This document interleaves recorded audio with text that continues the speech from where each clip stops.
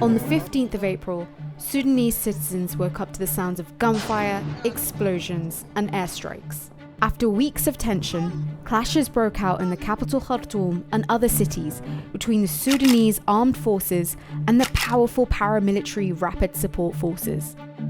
Hundreds of civilians have been killed and many more injured, whilst foreign nationals are rushing to leave Sudan. But how did we get here? Here's a look back at how the end of Omar al-Bashir's 30-year rule and an uneasy transitional truce have led to a violent struggle for control and potentially a full-blown civil war.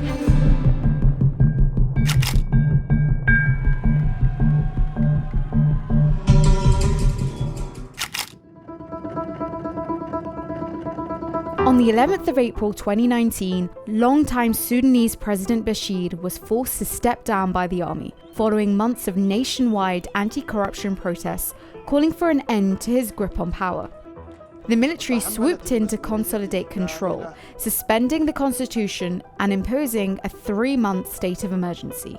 A transitional military government was formed, but the protest movement persisted, demanding the transfer of power to civilian authorities. 2 months later, militias linked to the RSF killed at least 128 protesters in what was dubbed the Khartoum massacre.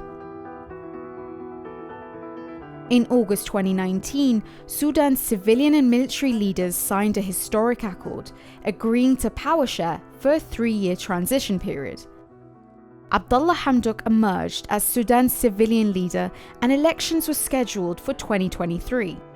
But the country's transition to civilian rule was shaky and short-lived. Fractures began to emerge in Hamdok's new government, and mass protests continued as the COVID-19 pandemic exacerbated the economic crisis. On the 25th of October 2021, the transition towards full civilian rule came crumbling down during a coup led by 2 of Sudan's military strongmen, SAF commander and Sudanese de facto head of state, General Abdel Fattah al-Burhan, and his deputy, RSF chief, Mohammed Hamdan Dagalo, also known as Hemeti. While anti-coup protests resulted in Hamdok being reinstated as prime minister, he was unable to form a new government and resigned in January 2022. In December 2022, the military and civilian leaders signed a preliminary deal to end military rule and enable a 2-year civilian-led transition towards elections. But political disagreements, especially the integration of the RSF into the military and a personal rivalry between Burhan and Hemeti, delayed the signing. The 2 military leaders have maintained an uneasy alliance since the October 2021 coup. Burhan is favoured by Egypt and by figures who held power under Bashir.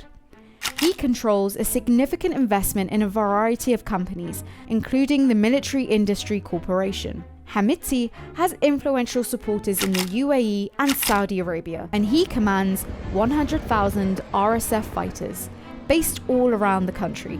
Hemeti was also once head of the Janjaweed, a notorious militia used by Bashir's regime to help the army put down a rebellion in the Darfur conflict in the early 2000s.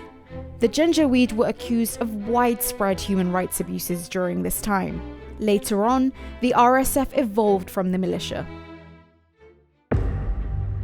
Tensions between Burhan and Hemeti came to a head on the 15th of April, after the SAF warned of the mobilization of RSF troops in Khartoum and other cities without official approval. Both parties have accused each other of instigating the violence, with Burhan labeling the RSF as a rebel force and Hemeti blaming Burhan for the country's destruction.